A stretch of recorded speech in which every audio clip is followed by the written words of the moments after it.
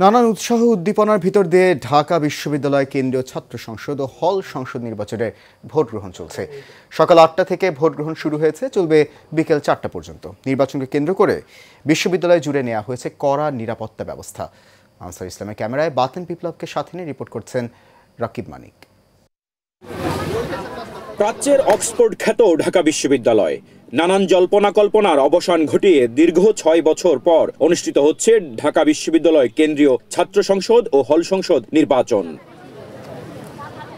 উৎসবমুখর পরিবেশে সকাল ৮টায় ঢাকা বিশ্ববিদ্যালয়ে ৮১০টি বুথে শুরু হয় ডাকসু নির্বাচনের ভোট গ্রহণ। দীর্ঘ লাইনে দাঁড়িয়ে ভোট দিয়েছেন ছাত্রছাত্রীরা। নির্বাচন পরিবেশ দেখে সন্তুষ্টির কথা জানান শিক্ষার্থীরা।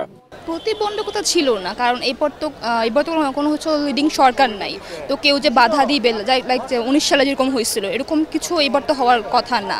আর ডাকসুর যে আমেজটা ছিল এটা অনেক ভালো একটা ছিল। কেন্দ্রীয় যে সংসদ সেটার আলাদা আলাদা করে তারপরে আমাদের এই যে মার্কটা দেওয়া হচ্ছে, মার্ক দেওয়ার পরে আমরা ভোটটা কাস্ট করছি, ভোট কাস্ট করার পরে তারপরে আমরা ওটা আর কি আলাদা আলাদাভাবে শিখিয়ে দিয়েছি। সুষ্ঠু প্রক্রিয়াতেই হচ্ছে আপাতত এখনো পর্যন্ত।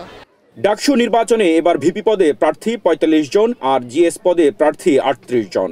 নির্বাচনে ছাত্রদলের ভিপি প্রার্থী আবিদ আর শিবির সমর্থিত প্রার্থী সাদিক কায়েম। এছাড়াও স্বতন্ত্র প্রার্থী রয়েছে উমামা ফাতেমা, শামীম হোসেন সহ অনেকেই। তবে জয়ের বিষয়ে সবাই আশাবাদী। এরা ঐক্যবদ্ধ শিক্ষার্থী জোটকে বেছে নেবে। শিক্ষার্থী বান্ধব এবং ছাত্র বান্ধব আমরা যতগুলো কাজ করেছি, আমরা ইতিমধ্যে শিক্ষার্থীদের স্বতঃস্ফূর্ত রেসপন্স দেখতে পেয়েছি।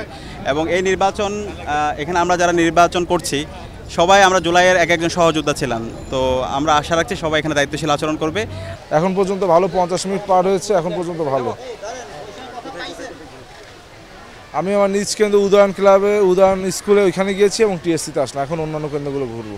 বিশ্ববিদ্যালয় প্রশাসন বলছে সুষ্ঠু ও নিরপেক্ষভাবে ভোট গ্রহণের জন্য সব ধরনের প্রস্তুতি নিয়েছেন। না, এরকম উৎসবমুখর পরিবেশ আমরা বহুদিন দেখিনি শিক্ষা প্রতিষ্ঠানগুলোতে।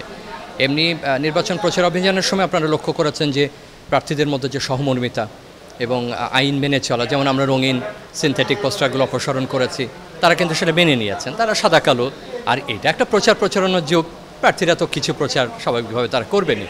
নির্বাচন ঘিরে আচরণবিধি লঙ্ঘনের কিছু অভিযোগ থাকলেও কড়া নিরাপত্তায় ঢেকে রাখা হয়েছে পুরো ক্যাম্পাস। এবারের নির্বাচনে ডাকসুর ২৮টি পদে প্রতিদ্বন্দ্বিতা করছেন ৪৭১ জন প্রার্থী। রকিব মানিক, এশিয়ান টেলিভিশন, ঢাকা।